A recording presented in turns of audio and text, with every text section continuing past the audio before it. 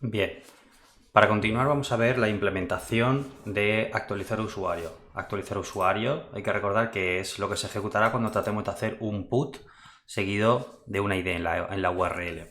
Es decir, cuando estemos actualizando los datos de un usuario concreto. En el router put es obligatorio el nombre, apellidos, email.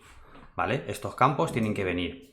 Creo que estaba puesto el password. El password no se puede actualizar en el put. Normalmente para la actualización del password se hace un procedimiento específico solo para cambiar el password. Pensad en la típica interfaz donde tienes que poner tu antigua contraseña y tu contraseña nueva. Esto es para asegurarse que por error no se cambia el password.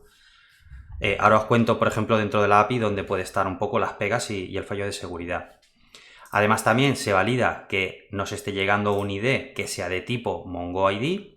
Se validan los campos, como siempre, por si hay algún error que no se haga en el resto de comprobaciones y no se salte a actualizar usuario. Y además se valida rol por si viniese el rol, que normalmente cuando estás actualizando, pues es raro que cambies el rol, pero es posible que igual hayas dado de alta a un usuario de tipo alumno y era un profesor, ¿vale?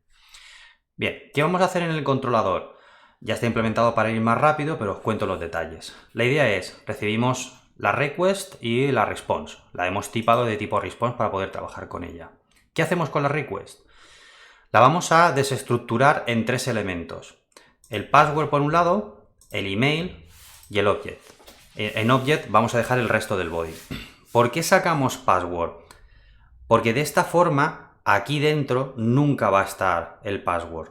De forma que cuando llevemos esto hacia el almacenamiento de la base de datos, hacia actualizar, nunca vamos a poder actualizar el password utilizando esta llamada. Es súper importante que no existan estos problemas de seguridad, porque si no alguien podría manipular la petición de forma que actualizase la contraseña utilizando una llamada que no está ideada para esa actualización. Por otro lado, también hemos extraído el email. ¿Para qué? Para comprobar si está intentando hacer un cambio de email. En este caso sí que vamos a permitir que cambie el email siempre y cuando no exista ya en la base de datos. Entonces, ¿qué hacemos? Siempre dentro de un try catch, acordad siempre de que cuando vais a utilizar, pues eso, llamadas a base de datos y tal, tiene que estar dentro de try catch, por si hay algún error, capturarlo y que no reviente aquello y siempre manejar bien los errores. Entonces, lo primero que vamos a hacer es comprobar si ya existe el email. Hacemos un find one buscando por el campo email. Siempre con el await. Esperamos a que se resuelva. Si no ponemos el await, continuaría con esta ejecución. Probablemente esto todavía no habría devuelto el valor de existe email y esto saltaría o causaría un mal funcionamiento.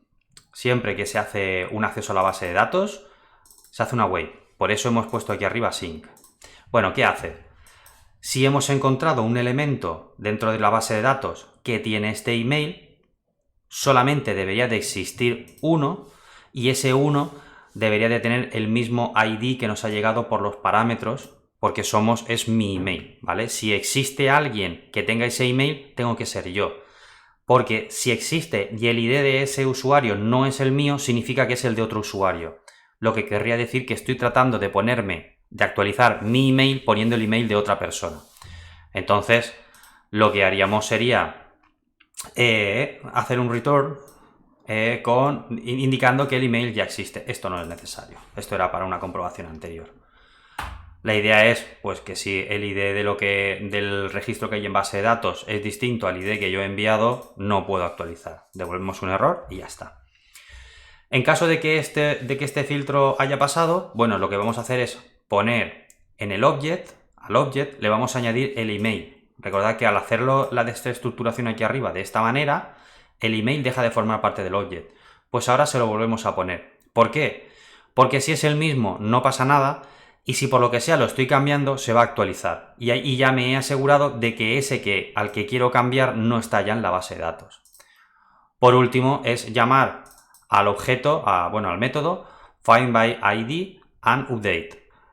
Le pasamos el ID, el identificador de base de datos, el identificador único, que es el que nos han pasado por el parámetro de la línea de la URL.